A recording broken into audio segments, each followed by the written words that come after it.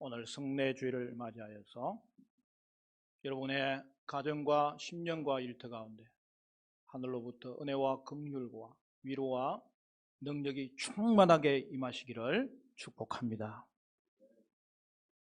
우리 교회는 올해부터 1년에 4번 성찬식을 거행하게 되었는데, 부활절 전주와 추수감사절 전주와 신년주일과 맥주 감사주일에 드리게 됨을 여러분 너무너무 이게 감사한 일이에요.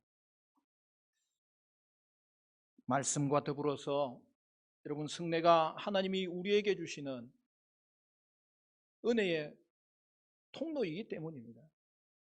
그러므로 우리는 성찬식을 거행하고 또한 거기에 부지런히 참여할 수 있어야 되겠는데, 그로 말미암아서 영적 양식과 음료를 먹고 마시고 웨스트민스터 소율이가 말하는 대로 그의 몸과 피에 참여함으로 영적 양육과 은혜 중에서 성장하며 그의 모든 혜택을 받을 수 있어야 하겠습니다. 우리가 아는 대로 성찬론은 종교개혁 시대에 첨예하게 논쟁된 주제입니다.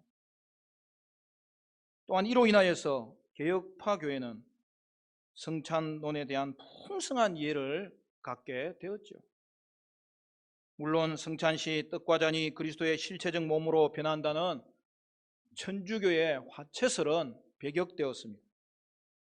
그것은 미신행위이고 교회를 다시 이생제사를 드리는 것으로 만드는 우상 숭배이기 때문입니다. 그러나 루트의 공제설과 쩨빙글리의 상징설도 계속하여 합의를 이루지 못했습니다. 루터파와 개혁파를 대변하는 루터와 쩨빙글리, 그리고 또 다른 사람들이 함께 모여서 마르부르크 회의가 열렸는데요, 총 15항 중에서 1항부터 14항은 합의되었지만 15항에서 일부 조항, 즉 성찬에서 예수 그리스도가 육체로 임하느냐 아니면 상징적으로 임하느냐에 대하여 물러서지 않았고, 결국 이 부분만 빼고 마르부르크 조항이 만들어진 거죠. 하지만 칼빈의 중재로 개혁파 교회에서는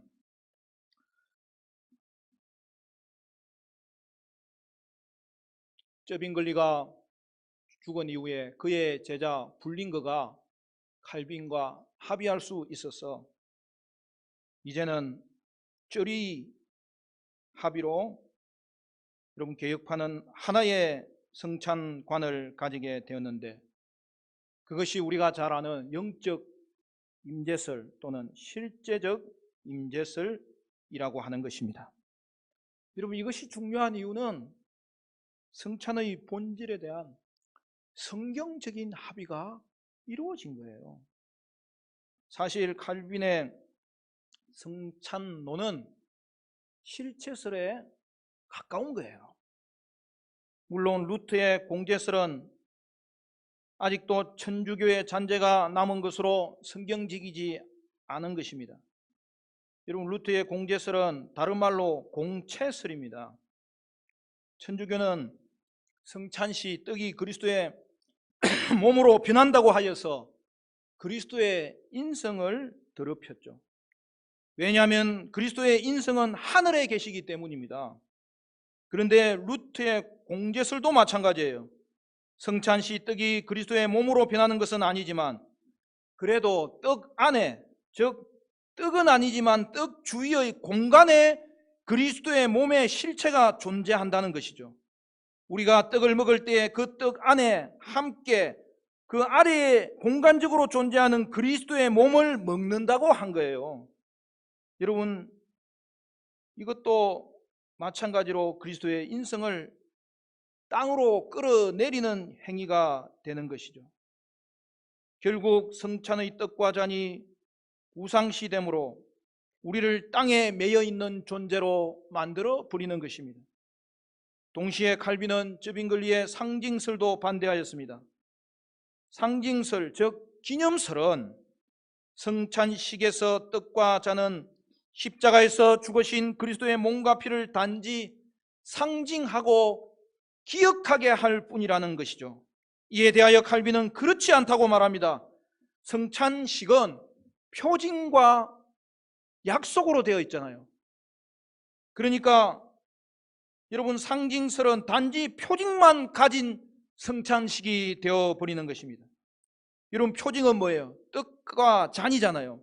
그 내용은 뭐예요? 약속은 뭐예요? 그리스도의 살과 피인 거죠. 그러니까 떡과 잔의 표징은 그리스도의 몸과 피라는 이 약속과 구별은 되지만은 결코 분리될 수 없는 것입니다. 따라서 칼빈은 성찬에서 그리스도의 표징을 통해서 그리스도의 몸과 피를 상징하는 기억으로만 초대하는 것이 아니라 그곳에 그리스도가 영적으로 현존하시기 때문에 몸과 피의 참여애로의 초대, 즉 그리스도를 참으로 실제로 영적으로 먹고 마시는 것임을 분명하게 했던 것이죠. 따라서 그리스도가 영적으로 현존하는 영적 임재설, 즉 실제적 임재설인 것입니다. 그리스도께서 성찬을 상징으로만 주셨다면 단지 떡과 잔에 참여한다고만 말씀하시지 몸과 피에 참여한다고 말씀하지 않았을 것입니다. 특별히 중요한 문구인 내 몸이라고 단언하지 않았을 것입니다.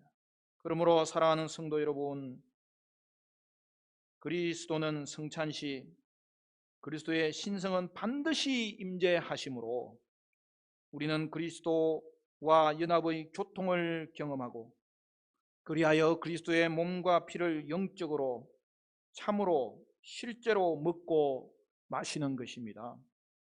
오늘도 그 은혜가 저와 여러분 가운데 충만하게 임하시기를 간절히 축원합니다. 그러면 여러분, 성탄의 본질이 무엇입니까? 성찬시 그리스도께서 참으로 실제로 영적으로 임재하신다는 사실입니다.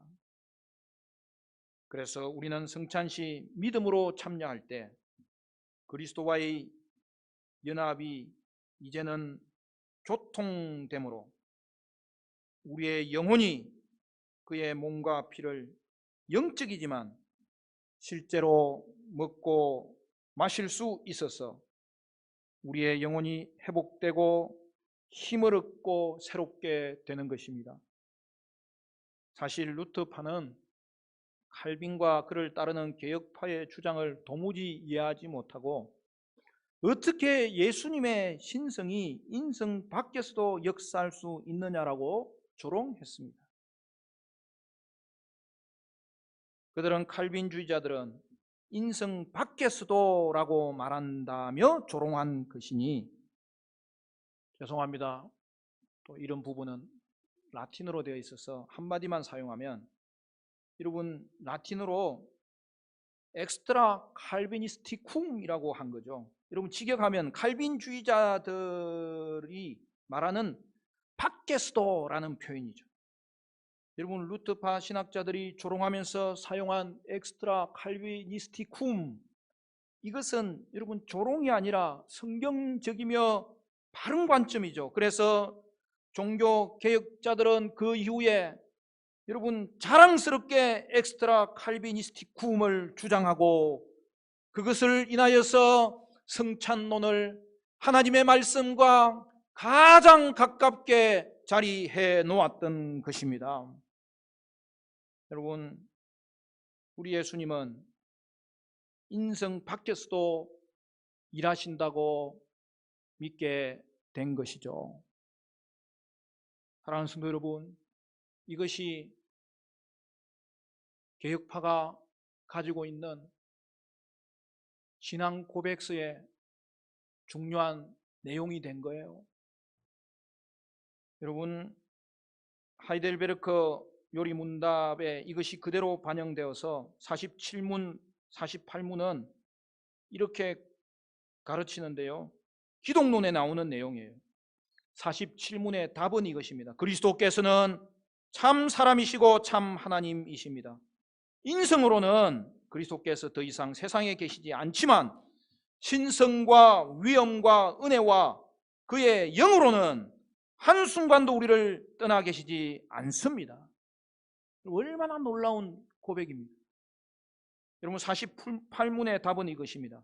신성은 어떤 것에도 제한받지 않고 어디나 있습니다. 그래서 그리스도의 신성은 필연적으로 그리스도가 취하신 인성의 한계를 초월해서 있으며 그럼에도 불구하고 이 인성 안에 거하고 여전히 인성과 인격적으로 결합되어 있습니다. 여러분 이것이 우리가 믿는 그리스도에 대한 신앙 고백인 거예요. 그리고 그것이 고스란히 성찬론에서 나타나는 거예요. 여러분 요한복음 14장 18절 19절에 우리 예수님께서 제자들을 불러 모으시고 마지막 식사를 하시면서 가르치신 내용이 나옵니다. 내가 너희를 고아와 같이 버려두지 아니하고 너희에게로 오리라. 조금 있으면 세상은 다시 나를 보지 못할 것이로되 너희는 나를 보리니 이는 내가 살아있고 너희도 살아있겠음이라. 무슨 말이죠? 예수님의 인성은 하늘로 올라가셨지만 신성은 인성 밖에서 얼마든지 우리와 함께 하십니다. 그래서 내가 세상 끝날까지 너희와 함께 하신다고 분명하게 말씀하신 거죠.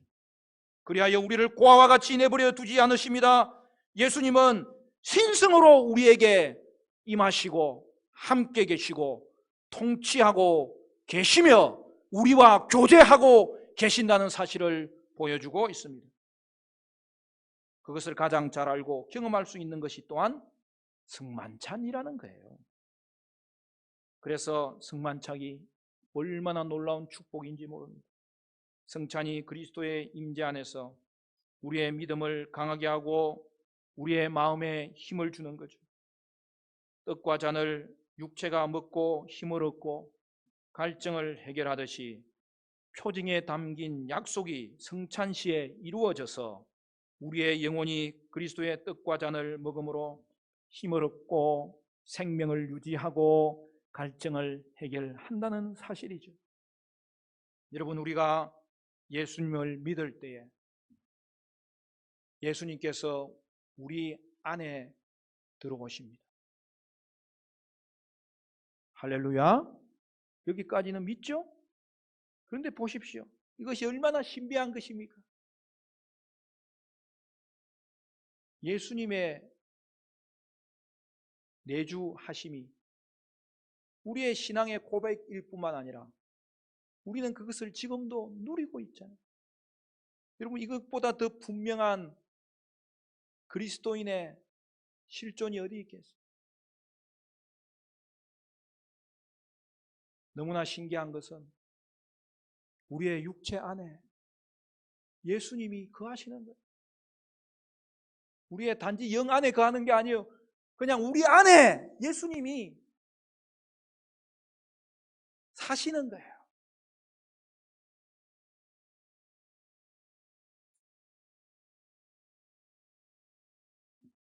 우리는 이것을 그리스도와의 신비한 연합이라고 합니다. 근데 이게 여러분 세례의 본질이에요. 세례는 그리스도와 연합의 시작입니다. 그것을 보증하고 보여주고 인치는 거예요. 그리스도와 연합된 이후에는 어떻게 됩니까? 그리스도가 우리 안에 계속 거하시는 거죠. 물론 신성으로 거하십니다. 우리 안에 성령님도 계십니다. 어디에요? 우리의 육체 안에 성령님이 계시는 거예요. 왜 우리 육체 안에 성령님이 계시게 되었는가?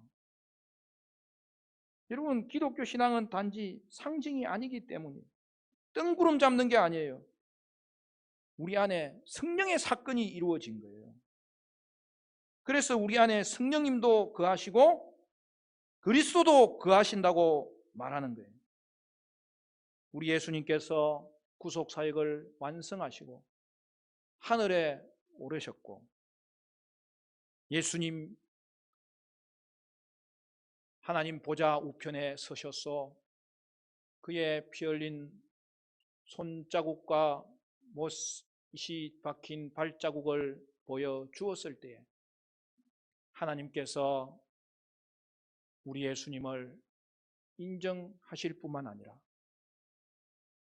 그 예수님이 이제는 성령을 보내실 수 있게 되었던 거죠. 그러므로 여러분, 성령님이 그리스도의 보내신 영으로서 우리 안에 거하시고 성령의 능력 안에서 그리스도가 신성으로 또한 우리 안에 거하시며, 그로 인하여 그리스도 자신이 우리 안에 거하실 뿐만 아니라, 여러분, 그러한 임재가 특히 어디에서 나타나는 것입니까? 성찬이죠. 성찬은 그리스도와의 연합의 계속을 의미하고 또한 보여주고 경험하는 것입니다. 교통하는 것입니다. 교제하는 것입니다. 성찬은 영적 임재의 계속이요 실제를 보여주는 것이죠.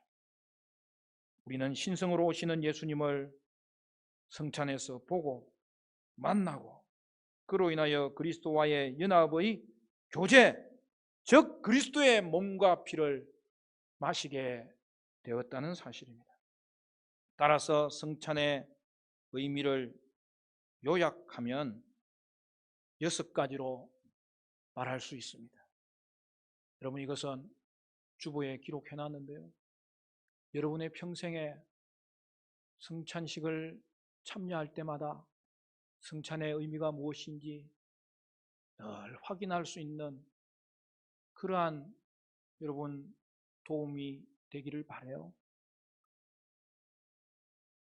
여러분, 성찬에 대한 바른 이해는 동시에 우리를 성찬의 유익 또한 알 수 있도록 이끌어 주기 때문입니다.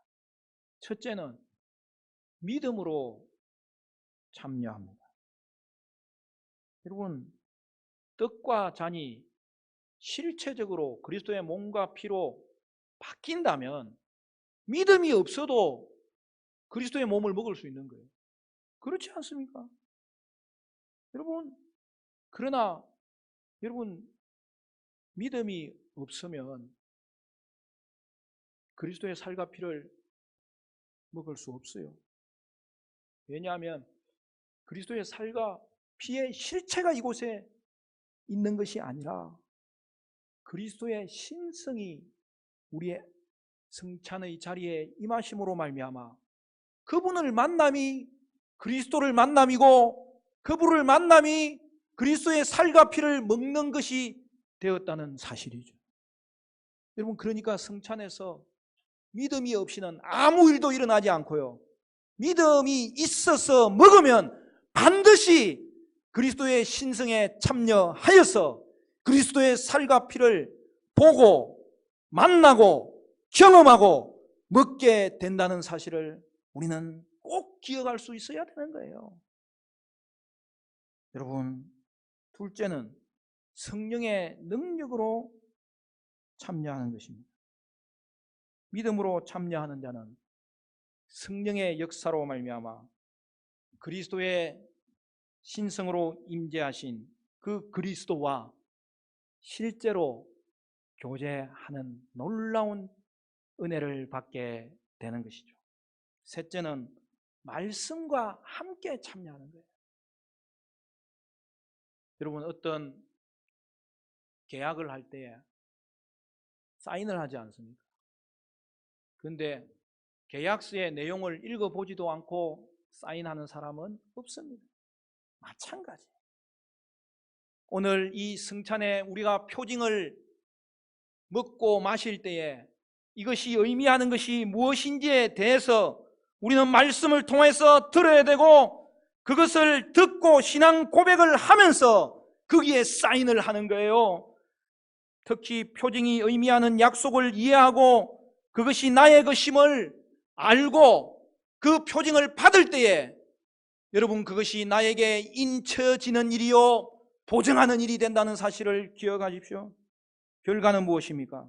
우리가 성령 안에서 믿음으로 성찬의 표징을 나눌 때에 우리는 약속에 참여하게 됩니다. 여러분, 약속이 성찬 안에서 성취되는 것을 보게 됩니다. 표징의 약속이 우리 안에 적용되는 것을 경험하게 되는 것입니다. 네 번째, 그리스도의 신성에 참여하는 것입니다. 오늘 이 부분이 핵심이죠. 칼빈은 기독교 강요를 이 네 권에 걸친 대작을 마지막까지 완성할 때에 마지막 권에 거의 여러분 이 성찬론을 한 100페이지 정도 기록해요. 그런데 그 100페이지 중에 3분의 2가 그리스도의 신성의 참여에 대한 논증입니다. 저는 되도록이면 성찬 전주에 기독교 강요의 성찬론을 읽으려고 애를 써요. 이번에도 이 부분을 읽는데 얼마나 하나님의 말씀대로 하나님의 교회를 성찬론을 근거로 세워놓았는지. 그냥 강독이라 그러잖아요.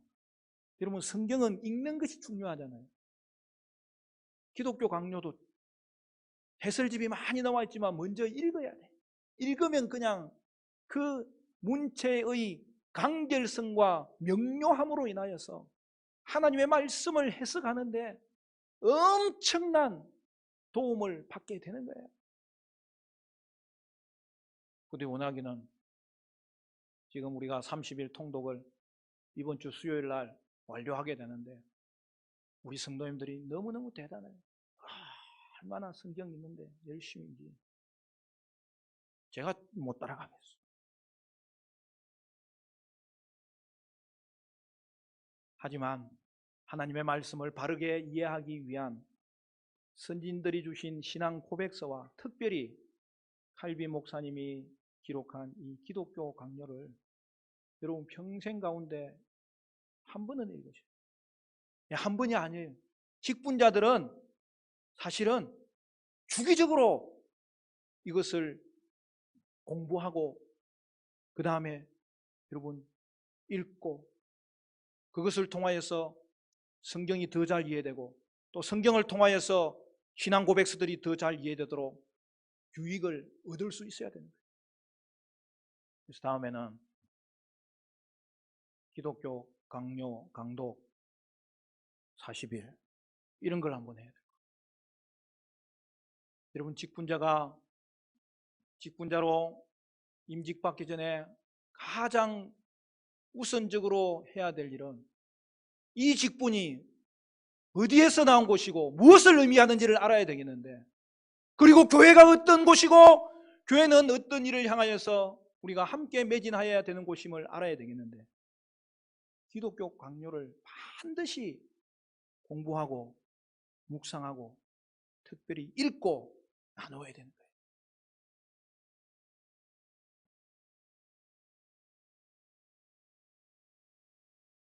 여러분, 그리스도의 신성에 참여하는 것이라는 의미는 그리스도의 임재적 신성의 임재로 인하여 성찬에서 우리는 그리스도를 영적으로 실제로 참으로 만나기 때문입니다. 그것이 오늘 본문 말씀의 내용이죠. 24절 말씀 우리 같이 읽습니다. 24절 말씀 다 같이 시작. 축사하시고 떼어 이르시되 이것은 너희를 위하는 내 몸이니 이것을 행하여 나를 기념하라 하시고. 여러분 잘 보세요. 집례자가 하나님께서 인정하시는 자로 세웠으면 그 집례자가 성찬을 집례할 때에 축사하시는, 그리고 그것을 떼어줄 때에 여러분 그것을 받고 먹으면 그때는 떡을 먹지만 그 떡이 그리스도의 몸이다라고 성경은 명확하게 이야기해 놓고 있는. 여러분, 우리가 성찬식을 통하여서 집례자의 축사와 떼어준 것을 먹고 마실 때에 말씀대로 그것은 그리스도의 살과 피입니다. 여러분, 마태복음 26장에 가면 예수님께서 성찬을 제정하실 때에 그것을 오늘 사도 베드로가 인용하여 기록했지만 거기는 이 표현만큼은 더 분명하게 나와 있는 거죠. 마태복음 26장 28절에 이것은 죄사함을 얻게 하려고 많은 사람을 위하여 흘리는 바 나의 피 곧 언약의 피니라. 말씀대로 그리스도의 피를 영적으로 먹게 되는 것이죠. 여러분, 이게 성찬의 의미예요. 다섯째는 우리의 영혼이 참여하는 거예요. 성찬식 그리스도의 몸과 피에 우리의 영혼이 참여한다는 것입니다. 성찬식 우리의 영혼이 그리스도의 신성과 만나고 그리하여 우리의 영혼이 그리스도가 주시는 영적 양식과 음료를 먹게 된다는 거예요. 여러분, 성찬의 목적은 이것입니다. 잘 들어보십시오.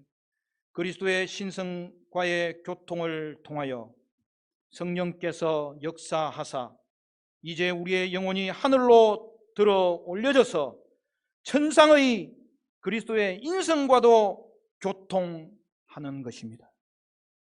여러분, 성찬을 그리스도의 실체적 몸과 피로 만드는 것은 도리어 성찬을 땅의 일로 만들어 버리는 일입니다. 우리 주님은 하늘에 계십니다. 그리고 또한 우리 안에 계시고 성찬 가운데 우리 중에 계십니다. 성찬에 대한 계획은 이것입니다.